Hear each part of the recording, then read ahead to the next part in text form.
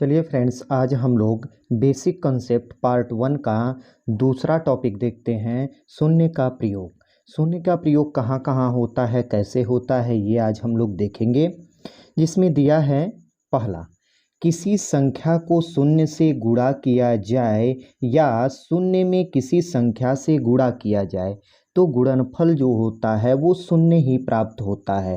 कहने का मतलब है कि मान लेते हैं जैसे ए का गुणा अगर जीरो में करें तो यहाँ पर जो है जीरो प्राप्त होता है, या हम जीरो से अगर ए में गुणा करते हैं तो क्या प्राप्त होता है, शून्य ही प्राप्त होगा। ऐसे ही हम अंक लेकर अब देख लेते हैं। जैसे लेते हैं कोई संख्या, क्या ले लेते हैं 8। अगर हम 8 का गुणा जो है जीरो में करेंगे तो क्या प्राप्त होगा, जीरो। अगर हम जीरो का गुणा अगर हम 9 में कर देते हैं तो कितना प्राप्त होता है, जीरो। कहने का मतलब ये है चाहे कितनी भी बड़ी संख्या हो, अगर उसमें गुणा किया जाएगा तो वो शून्य ही हो जाएगा। ठीक है, जैसे मान लेते हैं 9, 8, 5, 6 का अगर गुणा हम जीरो में करते हैं तो कितना प्राप्त होगा, शून्य ही प्राप्त होता है। ठीक है, अब हम लोग आगे देख लेते हैं। जैसे लिखा है शून्य में किसी संख्या से भाग दिया जाए तो भागफल हमेशा शून्य ही प्राप्त होता है। कह रहा है कि शून्य में किसी संख्या से भाग दिया जाए, मतलब ये शून्य है।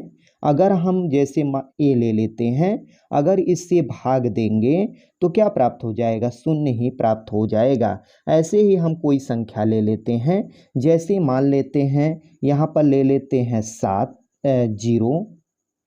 इसमें जो है हम लोग 7 से भाग देते हैं तो ये हमेशा जीरो हो जाता है। इसको हम लोग देख लेते हैं। जैसे 7 से भाग देते हैं किस में, जीरो में। ये कितनी बार जाएगा, 7 जीरो या जीरो, जीरो बार जाएगा तो यहाँ जीरो आ गया और यहाँ पर कुछ नहीं बचा, तो भागफल कितना प्राप्त हो गया, जीरो। ठीक है फ्रेंड्स, चाहे वो कितनी भी बड़ी से बड़ी संख्या हो, अगर हम बड़ी बड़ी से संख्या से भाग देते हैं किस में, जीरो में, तो वो हमेशा जो है जीरो ही प्राप्त होगा। अब हम लोग आगे देख लेते हैं। जैसा कि दिया है किसी भी संख्या को जीरो से भाग दिया जाए तो भागफल जो है हमेशा अनंत प्राप्त होता है। जैसे हम कह रहे हैं कि किसी भी संख्या, मान लेते हैं ए है, अगर हम जीरो से भाग देते हैं तो उसका मान हमेशा अनंत प्राप्त होता है। जैसे हम कोई अंक लेकर देखते हैं, अंक में ले लेते हैं 5 और जीरो से हम भाग देते हैं तो ये क्या हो जाएगा, प्राप्त होगा, हमेशा अनंत होता है। कैसे, उसको देख लेते हैं। जैसे हम शून्य से भाग दिए किसमें, 5 में, तो कितनी बार जाएगा, जीरो जीरो या जीरो, एक करेंगे तब भी वो जीरो हो जाएगा तो यहाँ पर आ जाता है जीरो, यहाँ पर 5 आ गया। अगर हम एक ले लेते हैं तो एक जीरो यहाँ कितना हो जाएगा, जीरो, फिर यहाँ पर 5 उतर जाएगा। ऐसे ही फ्रेंड चलता चला जाएगा।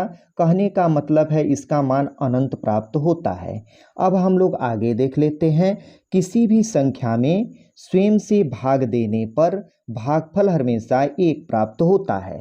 कहने का मतलब है फ्रेंड्स, जैसे अगर हम ए में ए से भाग देते हैं तो ये हमेशा एक प्राप्त होता है। जैसे हम संख्या ले लेते हैं, जैसे यहाँ पर 4 में 4 से भाग देते हैं तो एक प्राप्त होता है। जैसे हम देख लेते हैं फिर, जैसे 4 में 4 से भाग दिए ऐसे, तो ये कितनी बार गया, 4 कन्ने 4, एक बार गया तो यहाँ पर 4 आया, यहाँ पर से क्या आ जाएगा, कुछ नहीं आया। तो इसका मतलब है क्या, 4 में 4 से भाग दिया जाएगा तो एक प्राप्त होता है। अर्थात चाहे कितनी भी बड़ी से बड़ी संख्या हो, अगर उसको स्वयं से भाग देते हैं तो वो एक प्राप्त होता है। आगे हम लोग देखते हैं। अब जैसा कि दिया है किसी भी संख्या की घात शून्य होने पर उसका मान हमेशा एक हो जाता है। कहने का मतलब है अगर ए पर जीरो की घात है तो उसका मान जो होता है हमेशा एक होता है। ठीक है, जैसे मान लेते हैं कोई संख्या लेकर के, जैसे हम ले लेते हैं 7। अगर 7 पर जीरो की घात हो तो उसका मान कितना होगा, एक प्राप्त होता है। ठीक है फ्रेंड्स, कहने का मतलब है कितनी भी बड़ी से बड़ी संख्या हो उस पर अगर जीरो की घात है तो हमेशा उसका मान एक ही प्राप्त होता है। देख लेते हैं हम लोग कि ये आखिर में कैसे होता है। ठीक है, जैसे हम ले लेते हैं a पर m की घात, तो हम इसको क्या लिख सकते हैं कि a गुणे a गुणे a गुणे a, मतलब ये अनंत बार है। ऐसे ही हम ले लेते हैं जैसे a पर 4 की घात, तो इसका मतलब है कि अब a कितनी बार हो गया, 4 बार हो गया, मतलब a गुणे a गुणे a गुणे a। अब हम इस अंक में देख लेते हैं, जैसे यहाँ पर लिख दिए 2 पर 4, तो इसका मतलब है 2 कितनी बार होगा, 4 बार। 2 गुणे 2 गुणे 2 गुणे 2, अर्थात 4 बार आ गया। अब ऐसे हम देख लेते हैं जैसे कि 2 पर 3, अब इसको मतलब क्या हुआ कि 2 जो है वो 3 बार है, तो 2 3 बार है तो ऐसे कर देंगे 3 बार, 2 गुणे 2 गुणे 2, मतलब 3 बार हो गया। अब ऐसे हम लोग देख लेते हैं 2 पर 1 की घात, तो इस पर क्या होगा, इसका मतलब है 2 कितनी बार, 1 बार, तो यहाँ 2 लिख देंगे। ऐसे हम देखेंगे 2 पर 0 की घात है, तो इसका मतलब है कि 2 पर 0 का मतलब 0 नहीं होता, इसका मान हमेशा 1 होता है। यही हम देखेंगे कि ये कैसे प्राप्त होता है। ठीक है फ्रेंड्स, देख लेते हैं आगे। ऐसे खींच दिए।